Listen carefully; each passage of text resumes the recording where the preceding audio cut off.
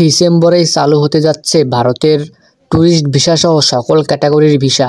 হ্যাঁ বন্ধুরা, এটি আমি বলছি না, এটি বলছে ভারতের পররাষ্ট্র মন্ত্রণালয়।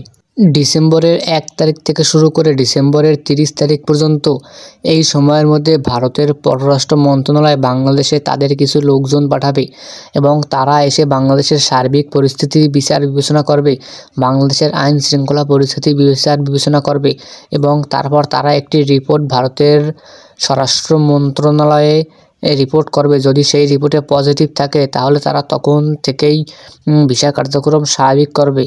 ভারতের পররাষ্ট্র মন্ত্রণালয় যে টিম বাংলাদেশে পাঠাবে তারা যদি এসে বাংলাদেশের সার্বিক পরিস্থিতি স্বাভাবিক দেখে এবং দেখে যে বাংলাদেশের আইন শৃঙ্খলার পরিস্থিতিরও অনেকটা উন্নতি হয়েছে এবং বাংলাদেশের বর্তমান পরিস্থিতি আগের মতোই রয়েছে, তাহলে তারা পজিটিভ রিপোর্ট ভারতের স্বরাষ্ট্র মন্ত্রণালয়ে পাঠাবে এবং তখন ভারতের স্বরাষ্ট্র মন্ত্রণালয় বাংলাদেশিদের জন্য ট্যুরিস্ট ভিসা সহ সকল ক্যাটাগরির ভিসা ইস্যু করবে। তবে আগের যেরকম পানির দরে ভারতের ট্যুরিস্ট ভিসা সহ সকল প্রকারের ভিসা মিলত, এখন আর সেগুলো মিলবে না। এখন ভিসার রেশিও অনেকটাই কমিয়ে দেবে ভারত সরকার।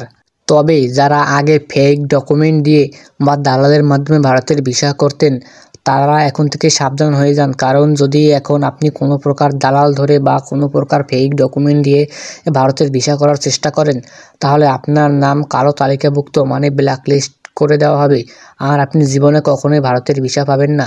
তাই আপনাদের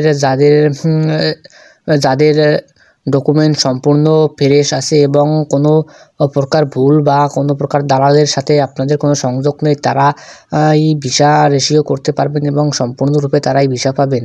প্রতিবেদনে বলা হয়েছে যে ভারতের প্রতিনিধি দল ডিসেম্বরের 1 তারিখ থেকে 10 তারিখের মধ্যে আসবে, কিন্তু ঠিক কবে আসবে সেই তারিখ তারা উল্লেখ করে দেয়নি।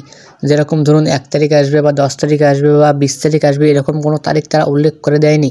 তারা যে কোনো দিন যে কোনো মুহূর্তে যে কোনো সময় চলে আসতে পারে এবং তারা আসার সাথে সাথে যে রিপোর্ট করবে এবং রিপোর্ট তারা ভারতের স্বরাষ্ট্র মন্ত্রণালয়ে পাঠাবে, সেই রিপোর্টটি পজিটিভ হলেই আমরা সম্পূর্ণরূপে ভিসা পাবো এবং সেই রিপোর্টটা যদি নেগেটিভ হয় তাহলে হয়তো তারা আরও কিছুদিন দেরি করে বাংলাদেশের সার্বিক উন্নয়ন যখন হবে তখন তারা পুনরায় ভিসা চালু করবে।